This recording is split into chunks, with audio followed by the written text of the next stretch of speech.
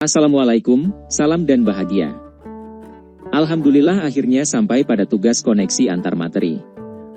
Adapun sebagai tugas-tugas koneksi antar materi, saya akan memulai dengan kesimpulan mengenai pemikiran Ki Hajar Dewantara. Pertama saya akan membuat kesimpulan dan penjelasan mengenai pemikiran-pemikiran Ki Hajar Dewantara. Kerangka pemikiran pendidikan Ki Hajar Dewantara dapat kita pahami dengan membaca 3 tulisan yang berjudul 1. Dasar-dasar pendidikan, 2. Metode Montessori, Froebel, dan Taman Kanak. Adapun tulisan ketiga dapat dilihat dari pidato sambutan Ki Hajar Dewantara ketika menerima Dr. Honoris Causa dari Universitas Gadjah Mada pada 7 November 1956. Paling tidak ada 4 kerangka berpikir Ki Hajar Dewantara dalam pendidikan, antara lain, 1. Asas pendidikan, 2. Dasar-dasar pendidikan yang menuntun, 3. Kodrat alam dan kodrat zaman, adapun keempat tentang budi pekerti. Penjelasan keempat kerangka berpikir Ki Hajar Dewantara sebagai berikut. 1. Asas pendidikan Ki Hajar Dewantara. Dalam bagian ini, Ki Hajar Dewantara mendefinisikan pengajaran dan pendidikan dengan definisi yang berbeda.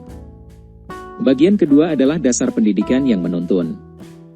Dalam bagian ini, Ki Hajar Dewantara menyampaikan bahwa tujuan pendidikan adalah menuntun laku dan pertumbuhan anak. Adapun dalam menuntun laku dan pertumbuhan anak harus sesuai dengan kodrat alam dan kodrat zaman. Konsep ini ada pada bagian ketiga. Sedangkan pada bagian keempat membahas tentang budi pekerti. Pada bagian ini, Ki Hajar Dewantara mengartikan budi pekerti sebagai perpaduan antara afektif dan kognitif yang menghasilkan psikomotorik. Pada bagian ini Ki Hajar Dewantara juga menekankan pentingnya peran orang tua dan guru sebagai suri tauladan dalam sikap budi pekerti. Pada pelajaran modul 1.1 memberi pengalaman baru bagi saya, bahwa saya harus sadar ternyata kita perlu memahami karakter anak. Hal itu sebagai usaha pengajaran untuk mewujudkan tujuan pendidikan.